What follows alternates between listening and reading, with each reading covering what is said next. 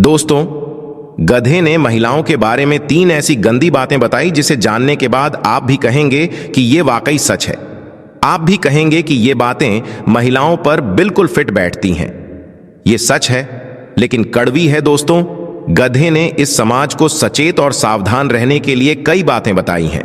दोस्तों, ये महत्वपूर्ण जानकारी आपको इस वीडियो में सुनने को मिलेगी। आपसे निवेदन है कि इस कहानी के हर शब्द को ध्यान से सुनें।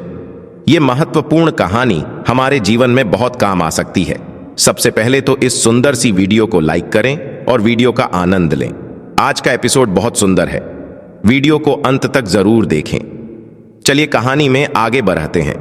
एक गांव में एक किसान के घर में बकरी और गधा रहते थे। बकरी बहुत चालाक और स्वार्थी थी, जबकि गधा सीधा साधा और बहुत मेहनती था। दोनों एक ही किसान के जानवर थे और घर में साथ रहते थे। किसान गधे के पीठ पर हमेशा अनाज लाद कर बाजार ले जाया करता था। बोझा ढोने का सारा काम गधे को ही करना पड़ता था। गधे का जैसा काम था, किसान उसको खाने को भी वैसा ही देता। खूब स्वादिष्ट और पौष्टिक आहार गधे को खाने को दिया जाता था और बकरे को रूखा सूखा भूसा डाल दिया करता था, क्योंकि बकरा कोई बोझ का काम तो करता नहीं था, इसलिए उसे खाने को भी वैसा ही दिया जाता था। गधे का भोजन देख देख कर बकरा दिन भर ललचाता रहता था और मन में सोचता था कि हमारा मालिक इस गधे को बहुत स्वादिष्ट चीजें खिलाता है और मुझे सिर्फ सूखा भूसा डाल देता है। मुझे कोई ऐसी तरकीब सोचनी चाहिए जो हमारा मालिक गधे की जगह स्वादिष्ट चीजें मुझे खाने को देने लगे। और ऐसा तभी हो सकता है या तो यह गधा मर जाए, या बीमार पड़ जाए, या इस घर से चला जाए। बकरे ने ज्यादा दूर तक दिमाग नहीं दौड़ाया, सिर्फ अपने स्वार्थ भर तक ही सोच लिया। और याद रखना बंधु, जो अत्यंत लालची और स्वार्थी लोग होते हैं, छोटी बुद्धि वाले लोग होते हैं, वह हमेशा छोटा ही सोचते हैं। बकरे ने एक योजना बनाई और गधे को भड़काने की ठान ली। बकरा गधे के पास जाता है और बोला, मित्र, तुम बड़े मेहनती हो, पर तुम्हें यह नहीं लगता कि किसान तुम्हारा पूरा फायदा उठा रहा है? देखो कितना भारी बोझ डाल दिया है। अगर तुम इसी तरह मेहनत करते रहोगे तो एक दिन तुम्हारी जान चली जाएगी। बकरा बोला, अरे गधे भाई, हमारा मालिक तुमसे कितना काम लेता है। वह सारा दिन तुम्हारी पीठ पर बोझा ढोता रहता है और देखो, उसने तुम्हें इतना मारा है कि तुम्हारी पीठ पूरी तरह सूज गई है। अच्छा, तुम एक काम क्यों नहीं करते ताकि काम से भी बच सको और बैठे बैठे खाना भी मिल जाए? गधे ने कहा, भाई, वह कौन सा काम है जिससे मैं बैठे बैठे पेट भी भर लूंगा? अगर तुम्हारे दिमाग में ऐसी कोई तरकीब है तो मुझे जरूर बताओ। तब बकरी कहती है, हाँ, एक तरकीब है। तुम एक काम करो, कल जब मालिक तुम्हारे ऊपर बोझा लेकर बाजार जाए तो चलते समय तुम ठोकर खाकर किसी खाई या गड्ढे में गिर जाना और बीमार होने का नाटक करके बैठ जाना। मालिक सोचेगा कि तुम बीमार हो। फिर वह अगले दिन से तुम्हें काम पर नहीं ले जाएगा और तुम्हें बैठे बैठे खाने को मिलता रहेगा। मित्रों, बकरा जानता था कि गधा अगर ऐसा करता है तो वह निश्चित ही खाई में गिरकर मर जाएगा और फिर घर में मैं ही अकेला रह जाऊंगा और मालिक का जो प्यार अभी जो गधे पर लुटाता है वह मुझ पर लुटाने लगेगा। बकरे ने इस प्रकार से गधे के कान भर दिए। गधे ने भी सोचा कि बकरा ठीक कहता है, मुझे कल ऐसा ही करना चाहिए। उसने बकरे की बातों पर विश्वास कर लिया। उसने कहा, तुम सही कहते हो मित्र। गधे ने बकरे की सलाह मान ली। अगले दिन किसान को अपना अनाज लेकर बाजार में जाना था और आज गधे की दुर्गति देखने के लिए बकरा भी किसान के साथ हो लिया। वो जैसे ही बीच रास्ते में पहुंचा, वो अचानक जमीन पर गिरता हुआ पास में खंडक में गिर जाता है। खंडक में गिरने के कारण गधे की कमर टूट जाती है। किसान ने उसे उठाने का बहुत प्रयास किया, मगर वह बेचारा नहीं उठ सका। किसान ने देखा कि गधा गिरा हुआ है तो उसने सोचा कि शायद एक आध सचमुच बहुत चोटिल हो गया है और अब बोझा लेकर आगे नहीं जाया जा सकता। उसने तुरंत गधे को उठाकर किनारे किया और सारा सामान बकरे पर लाद कर लेकर चलने लगा। अब बकरे को भारी बोझ उठाकर बाजार जाना पड़ा। वो पछताता रहा था कि उसने ऐसी अकल गधे को क्यों बताई। बकरे के मुंह से अब हाय हाय की आवाजें निकलने लगी। गधे ने तो मार डाला रे 2-3 बार में। किसान ने वह सारा बोझा उसी बकरे की पीठ पर लाद कर बाजार पहुंचाया, लेकिन अब कोई उपाय नहीं था। अब बहुत देर हो चुकी थी। बकरे की चालाकी उसी पर भारी पड़ गई और वह अपनी ही चाल में फंस गया। अब अगले दिन किसान ने अपने गधे को ठीक कराने के लिए डॉक्टर को बुलाया। डॉक्टर ने किसान को बताया कि आपके गधे की कमर तो ठीक हो जाएगी, लेकिन इसके लिए बकरे की चर्बी से मालिश करनी पड़ेगी। किसान ने कहा, इसकी आप चिंता मत करो, मेरा गधा बहुत काम का है। उसके बिना मेरा सारा काम चौपट पड़ा है। बकरा तो मेरे घर में ही रहता है और वह आज मेरे गधे के काम में आ जाएगा। इससे अच्छी बात क्या होगी मित्रों। यह बात जब बकरे ने सुनी तो सुनकर बकरा बड़ा दुखी हुआ। बकरा थर थर कांपने लगा और कहने लगा, आज गधे ने तो बड़ा गधों वाला काम किया है कि यह क्या मैंने इस गधे को ईर्ष्या बस ऐसी अकल बताई, मेरी बुद्धि मेरी ही जान पर बनाई। अरे गधे, तूने तो मुझे मरवा दिया। कल मुझे किसान कटवा देगा और मेरी चर्बी से अपना गधा ठीक करेगा।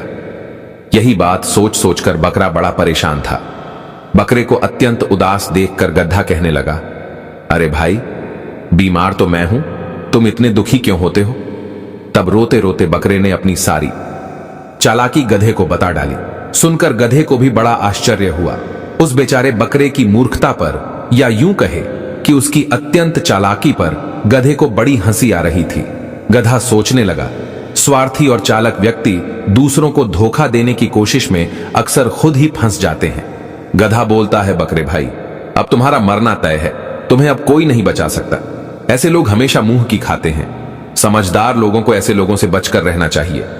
गधा बोला, बकरा भाई, इस संबंध में मैं तुम्हें एक कहानी सुनाता हूं, ध्यान देकर सुनो कि हमें किन किन लोगों से बचकर रहना चाहिए। बात बहुत पुरानी है। किसी राज्य में एक राजा रहता था जिसके कोई संतान नहीं थी। वह हमेशा भगवान से, देवी देवताओं से, साधु संतों से, यहां तक कि जंगल के पेड़ पौधों से हर समय प्रार्थना करता रहता था कि भगवान उसे कोई बच्चा दे दे। पर उसकी सारी प्रार्थनाएं ही बेकार चली जाती थी। लेकिन उसे किसी भी कीमत पर संतान चाहिए थी। एक दिन वह जंगल में जाता है और एक स्थान पर जाकर प्रार्थना करता है। रोज की तरह जब वह प्रार्थना कर रहा था तो उसने एक दिव्य आवाज सुनी। वह आवाज कह रही थी, क्या तुम्हें एक लड़का चाहिए जो मर जाए, या एक लड़की चाहिए जो तेरे घर से भाग जाए? यह सुनकर वह सोच ही नहीं सका कि वे इस बात का क्या जवाब दे, तो इसीलिए वह चुप रह गया।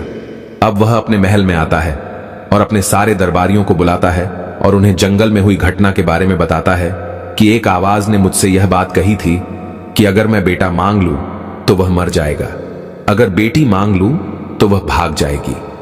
मैं बड़ी दुविधा में पड़ गया हूं कि मैं उससे क्या मांगूं, मांगूं या ना मांगूं। मुझे इस बात का क्या जवाब देना चाहिए? राजा की बात सुनकर राजा के समस्त दरबारी जन राजा को सुझाव देते हुए बोले कि महाराज, यह तो बड़े ही धर्म संकट में डालने वाली बात है।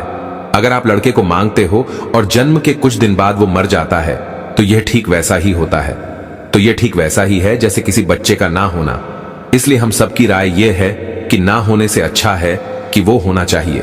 इसलिए आपको लड़की मांगनी चाहिए, क्योंकि अगर लड़की भाग भी गई तो भी वह कम से कम जिंदा तो रहेंगी और आप उसे कभी भी देख सकते हो। दूसरी बात, यदि हम पहले से ही सतर्क रहेंगे और लड़की की कड़ी सुरक्षा व्यवस्था और उस पर हर समय चौकसी रखेंगे तो वह भाग भी नहीं पाएगी। लड़की का भागना और ना भागना तो हमारे हाथ में है, लेकिन लड़के का मरना और उसे बचाना हमारे हाथ में नहीं है। और यदि लड़की हो गई तो हम उसे ताले में बंद करके भी रख सकते हैं ताकि वह कहीं भाग भी ना पाए।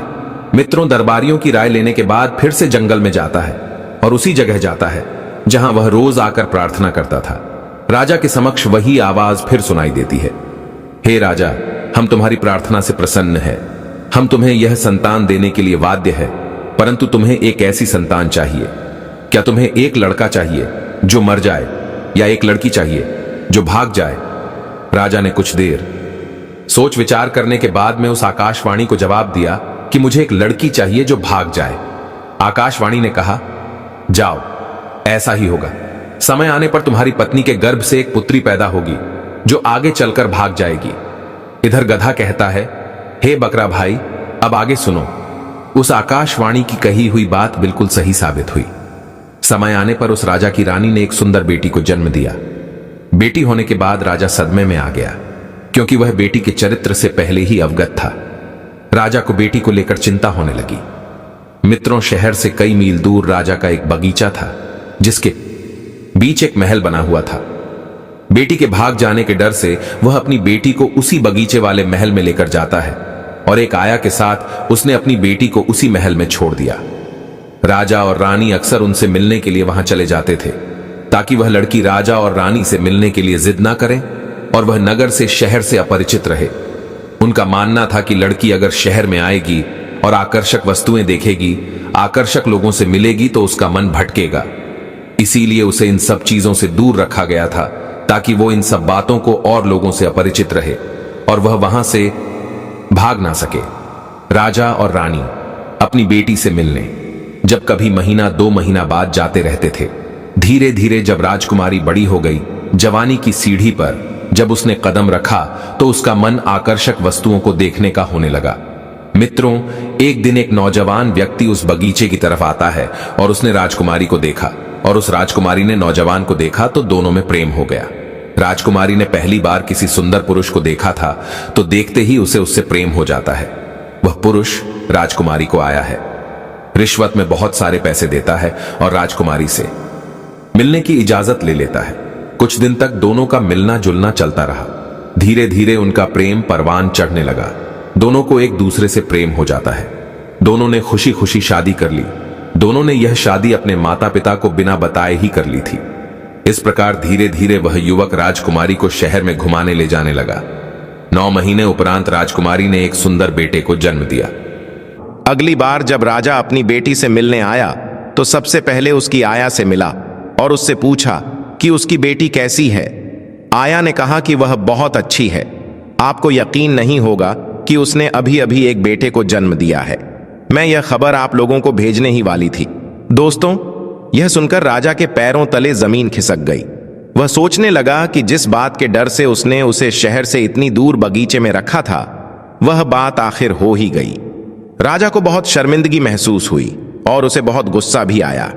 राजा ने उस लड़की से कोई भी रिश्ता रखने से इनकार कर दिया। वो राजकन्या अपने पति और बेटे के साथ उसी बगीचे वाले महल में रहने लगे। यह सुनकर राजा ने उसे कोई रिश्ता रखने से मना कर दिया। इस तरह राजकुमारी अपने पति और बेटे के साथ उसी महल में अकेली रहती रही। धीरे धीरे उसका बेटा बड़ा होने लगा। राजा ने तो उससे संबंध ही तोड़ दिया था। ना तो वह कभी बगीचे में आता था और ना कभी अपनी बेटी और नाती को अपने घर बुलाता था। धीरे धीरे जब वह राजकुमारी का पुत्र 15 साल का हो जाता है, उसके बाद भी उसके बेटे ने कभी अपने नाना को नहीं देखा था, क्योंकि राजा ने अपनी बेटी और उसके बेटे से मिलने से इनकार कर रखा था। राजकुमारी का जो पति था, उस पर भी राजा ने बगीचे में आने पर पाबंदी लगा रखी थी। एक दिन राजकुमारी के पुत्र ने अपनी मां से कहा, मां, मैं अपने नाना से मिलना चाहता हूं। उसकी मां ने कहा, हां बेटी, क्यों नहीं जाओ, तुम उनके महल में चले जाओ और उनसे मिलाओ। तुम्हारे नाना इसी शहर में रहते हैं। मेरे साथ साथ वो तुमसे भी नफरत करते हैं, शायद उनका मन बदल जाए। गधा बोला, हे भाई बकरे। अगले दिन राजकुमारी का पुत्र सुबह जल्दी उठा और एक घोड़े पर सवार होकर काफी सारा पैसा लेकर अपने नाना से मिलने के लिए चल देता है। जब वह वहां पहुंचा तो उसके नाना ने उसे कोई प्यार नहीं दिखाया, बल्कि उसकी तरफ देखा भी नहीं और उससे बोले भी नहीं। इस प्रकार कई बार राजकन्या का बेटा राजा से मिलने के लिए जाता है, मगर राजा ने उसका ठीक से स्वागत नहीं किया। कुछ दिनों के उपरांत वह राजकन्या का पुत्र अपने नाना से कहता है, नाना जी, आप मेरी मां से और मुझसे इतने नाराज क्यों रहते हैं? लड़के की बात का राजा ने कोई उत्तर नहीं दिया। लड़के ने फिर पूछा, नाना जी, आप कुछ बोलते क्यों नहीं? तुम मेरी मां को कौन सी शर्त पर क्षमा कर सकते हो, मुझे बताओ। मैं तुम्हारी वह हर शर्त पूरी करने को तैयार हूं। राजा कहने लगा, पुत्र, मैं तुम्हें और तुम्हारी मां को एक शर्त पर क्षमा कर सकता हूं। जब तक तुम जंगल में रहने वाली जादूगरनी का सिर काट कर नहीं लाओगे, तब तक मैं तुमसे नहीं बोलूंगा। यदि तुम उस जादूगरनी का सिर काटकर मुझे लाकर दे दोगे तो मैं तुम्हें और तुम्हारी मां को अपना लूंगा। राजकुमार बोला, नाना जी, आप चिंता ना करिए, मैं आपकी यह इच्छा जरूर पूरी करूंगा। मैं उस जादूगरनी का सिर काटकर अवश्य लाऊंगा। राजा बोला, यही तो मैं चाहता हूं कि तुम वहां जाओ और उस जादूगरनी का सिर काट कर लाओ। मित्रों, राजा के मन में कपट चल रहा था। वो उस लड़के को अपने कपट जाल में फंसा रहा था, क्योंकि वह जादूगरनी एक ऐसी जादूगरनी थी जो कोई उसको देखता था वह पत्थर का बन जाता था। और यह बात वह राजा जानता था कि उसके नाती के साथ भी यही होने वाला है। यह उसका शीश लेने जाएगा और उसका चेहरा देखते ही पत्थर का बन जाएगा। इसलिए उसने यह कहा था कि वह उस जादूगरनी का सिर काट कर ले आए। मित्रों, लड़का जादूगरनी के पास के लिए चल देता है। मित्रों, आगे की हर कठिनाइयों से वह अनजान था। उस लड़के ने एक बहुत ही बढ़िया घोड़ा चुना और कुछ पैसे और कुछ खाने पीने का सामान लेकर चल पड़ता है। चलते चलते रास्ते में उसे एक बूढ़ा व्यक्ति मिलता है। बूढ़े व्यक्ति ने जब उस नौजवान बालक को जंगल की ओर जाते हुए देखा तो पूछने लगा, बेटे तुम कहां जा रहे हो? लड़के ने जवाब दिया, बाबा मैं जादूगरनी का सर काट कर लाने के लिए जा रहा हूं। मेरे नाना मेरी मां से बहुत नफरत करते हैं। वे बस इसी शर्त पर मुझे और मेरी मां को अपना सकते हैं। बूढ़ा आदमी समझ गया कि राजा की नीयत साफ नहीं है। जरूर उसने इस बालक को जादूगरनी के हाथों मरने के लिए छोड़ दिया है। बूढ़े ने कहा, बेटा इस काम के लिए तुम्हें एक ऐसा घोड़ा चाहिए जो उड़ सके, क्योंकि वहां तक पहुंचने के लिए तुम्हें एक पहाड़ के ऊपर से गुजरना पड़ेगा जिस पर कई बगीचे और जहरीले जीव हैं। अगर तुम इस घोड़े पर सवार होकर जाओगे तो तुम और तुम्हारा घोड़ा दोनों ही उन जंगली जानवरों का भोजन बन जाओगे। वे तुम दोनों को जरूर खा जाएंगे। लड़का कहता है, बाबा मुझे ऐसा घोड़ा कहां मिलेगा जो उड़कर मुझे उस चुड़ैल के पास ले जा सके, मुझे उस जादूगरनी तक पहुंचा सके। बूढ़ा कहने लगा, रुको मैं तुम्हें एक ऐसा घोड़ा लाकर देता हूं। यह घोड़ा नदी, पहाड़ों और जंगलों के ऊपर से उड़ता हुआ उस जादूगरनी तक तुम्हें पहुंचा देगा। इतना कहकर वह बूढ़ा आदमी गायब हो जाता है और वह एक अद्भुत और शानदार घोड़े के साथ फिर से प्रकट होता है। घोड़ा उस बालक को देते हुए बूढ़ा आदमी कहने लगा, बेटे अब तुम मेरी बात ध्यान से सुनो। तुम सीधे सीधे उस जादूगरनी को नहीं देख सकते, क्योंकि अगर तुमने उसे देखने का प्रयास किया तो तुम पत्थर के बन जाओगे।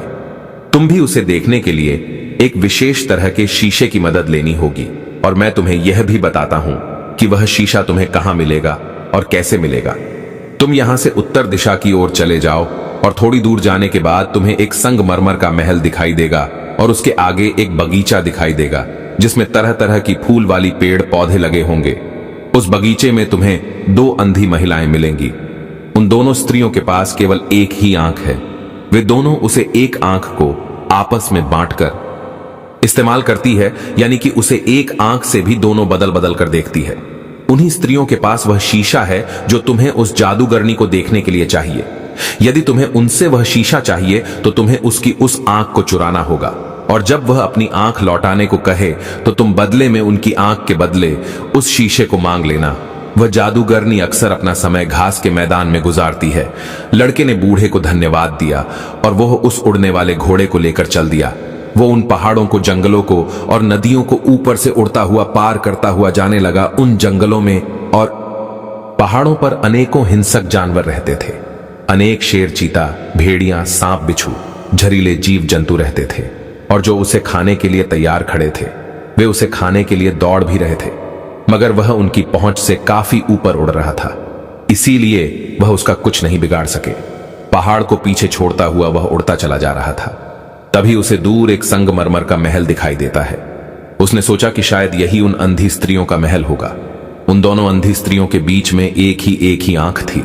उस आंख को एक दूसरे को ले देकर इस्तेमाल करती रहती थी। वह लड़का उस संगमरमर के महल के पास पहुंच जाता है। महल का दरवाजा खटखटाने की हिम्मत नहीं कर सका। अब तो वह बगीचे में ही टहलने लगा। उधर भी दोनों अंधी स्त्रियां भोजन करने के बाद अपने बगीचे में टहलने के लिए आती है। उस समय वह राजकुमारी पुत्र एक पेड़ पर चढ़कर बैठ जाता है ताकि वे स्त्रियां उसे देख ना सके कि वे बातें करती हुई उस बगीचे में घूम रही थी। जिस स्त्री के पास आंख थी उसने ऊपर की तरफ मुंह उठाकर देखा और बोली, बहन तुम्हें यह महल देखना चाहिए जो राजा ने अभी नया नया बनवाया है। दूसरी बोली, अच्छा तो तुम मुझे आंख दे दो, तभी तो मैं देख पाऊंगी। पहली वाली ने उसे आंख दे दी, पर जैसे ही उसने हाथ बढ़ाकर आंख लेनी चाहिए तो पेड़ पर बैठे उस लड़के ने नीचे हाथ बढ़ाकर बीच में से ही उस आंख को ले लिया। दूसरी बोली, अरे बहन तुम मुझे आंख क्यों नहीं दे रही हो? तुम सारा कुछ अपने आप ही देखना चाहती हो, लाओ मुझे भी देखने दो। पहली वाली बोली, अरे बहन कैसी बातें कर रही हो, मैंने तो तुम्हें आंख कब की दे दी है। दूसरी वाली बोली, नहीं तुमने मुझे आंख अभी तक नहीं दी है, सचमुच तुम मुझे बेवकूफ बना रही हो। पहले वाली स्त्री ने कहा, बहन मैंने अभी तो तुम्हारे हाथ में वो आंख रखी थी, तुम्हारे पास नहीं है तो कहां है मित्रों। इस प्रकार में दोनों आपस में बहस करती रही जब तक कि उन्हें यह पता नहीं चल गया कि उनमें से किसी के पास वह आंख नहीं है।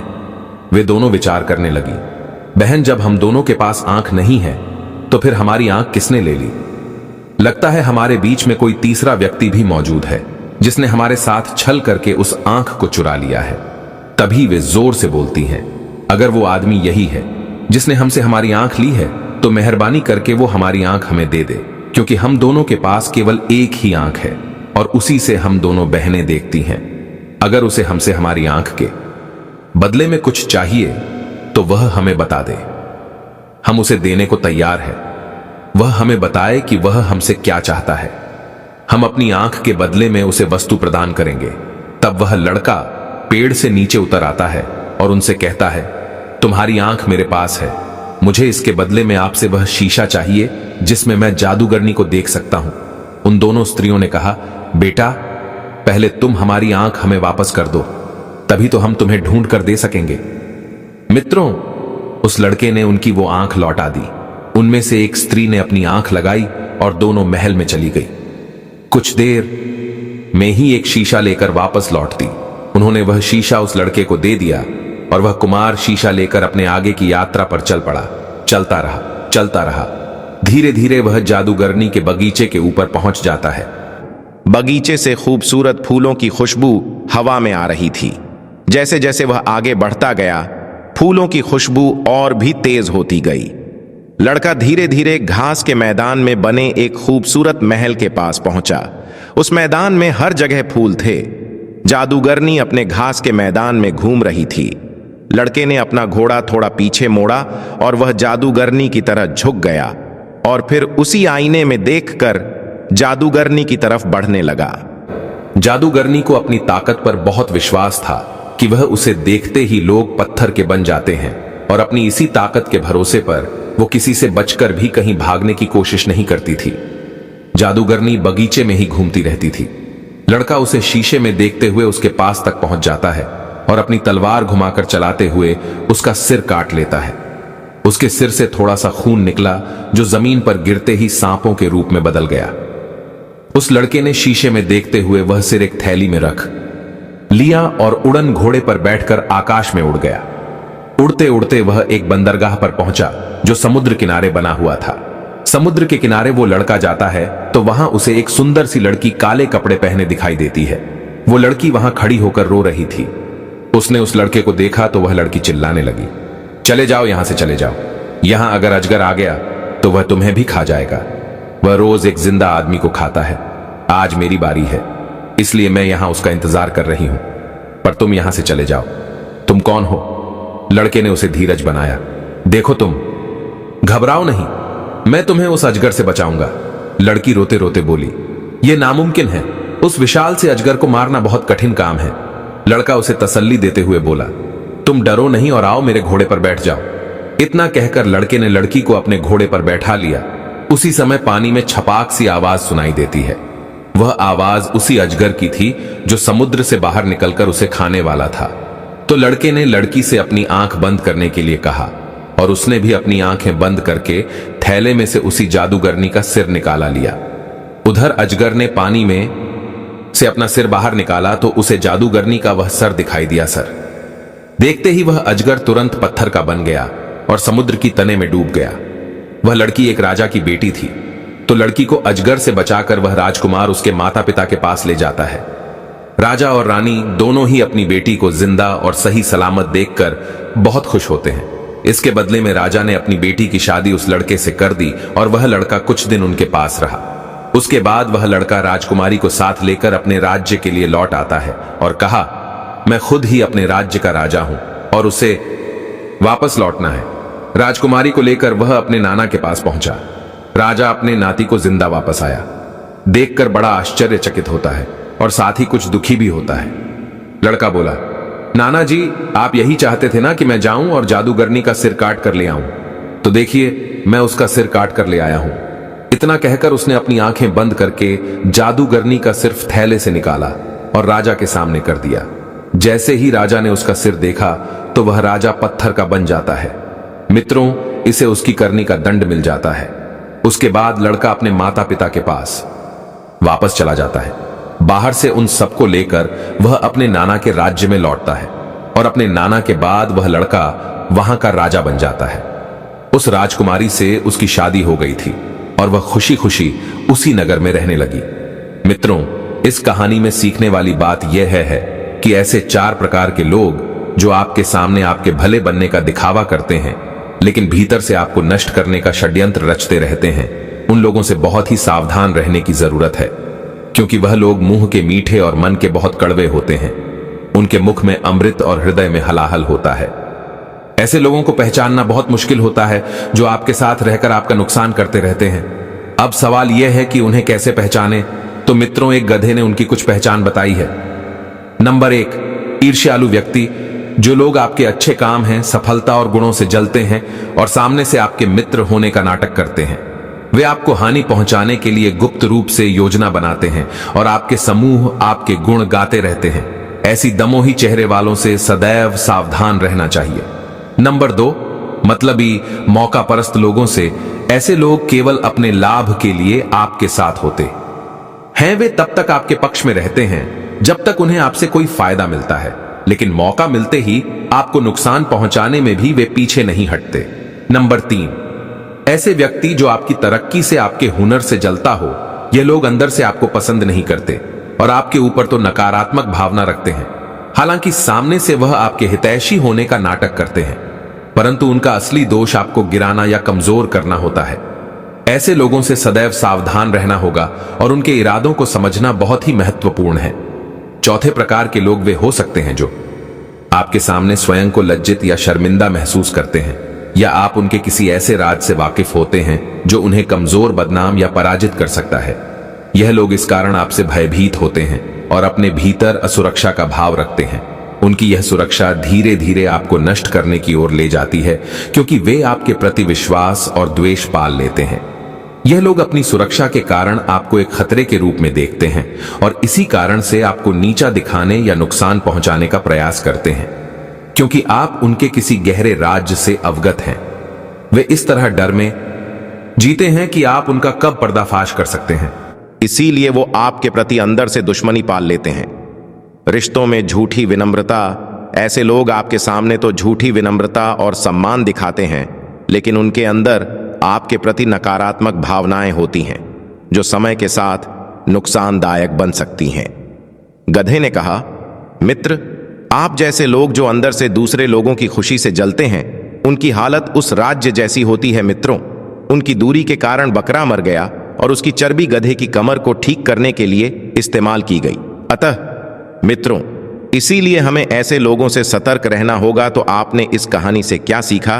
कमेंट सेक्शन में अपनी राय जरूर दें। हम आपसे अगले वीडियो में फिर मिलेंगे। बस कमेंट में जय श्री कृष्ण अवश्य लिख दें और वीडियो को लाइक जरूर कर दें। धन्यवाद।